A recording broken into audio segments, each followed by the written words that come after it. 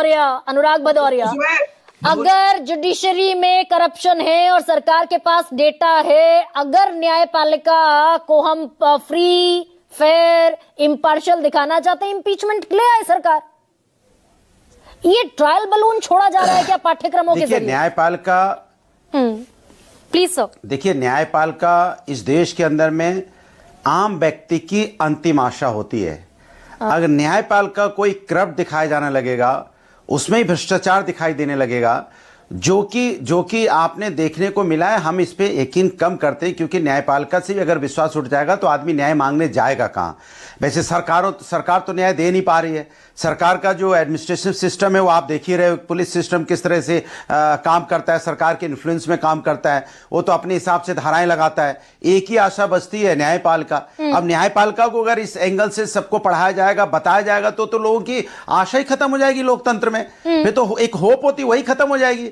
न्याय तो जिसको हम कहते हैं न्याय की राह दिखाते हैं ना लोग, कि न्याय एक जो होते ना एक राह है अन्याय को दूर भगाने के लिए, और न्यायपालिका को संविधान में विश्वास दिलाने के लिए। यही तो है भाई, न्यायपालिका राह देती है अन्याय को दूर भगाने के लिए और संविधान में विश्वास जगाने के लिए। अगर यही विश्वास खत्म हो जाएगा तो फिर बचेगा क्या? लेकिन यह जरूर है, इस सरकार में न्यायपालिका को जब तब दिखाया गया है कि उसका न्यायपालिका पे सवाल उठा है।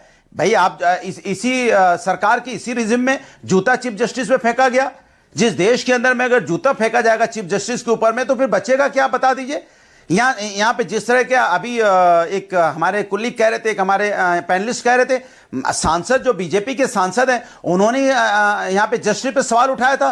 तो उस समय न्यायपालिका को भी अपना अस्तित्व बचाने के लिए उनको भी रिएक्ट करना पड़ेगा, उनको भी एक्शन लेना पड़ेगा। ये नहीं कि सारा एक्शन किसी न किसी वजह से या पता नहीं क्यों। जैसे एक सेकेंड, जुडिशरी इस देश की फ्री है, स्वतंत्र है।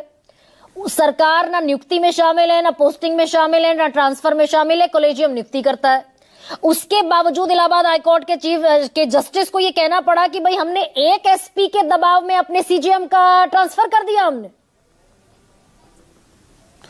तो आप समझ सकते हैं इसी सरकार में 4 जस्टिस ने आके प्रेस कॉन्फ्रेंस की थी, अगर आपको याद हो, और उसमें से एक राज्यसभा भी चले गए।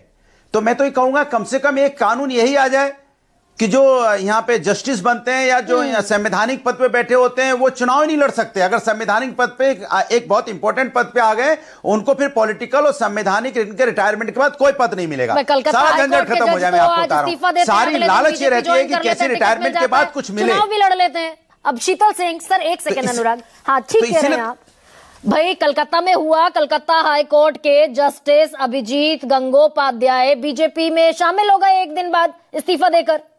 अनुराग कुछ कह रहे थे पर समय कम है अनुराग।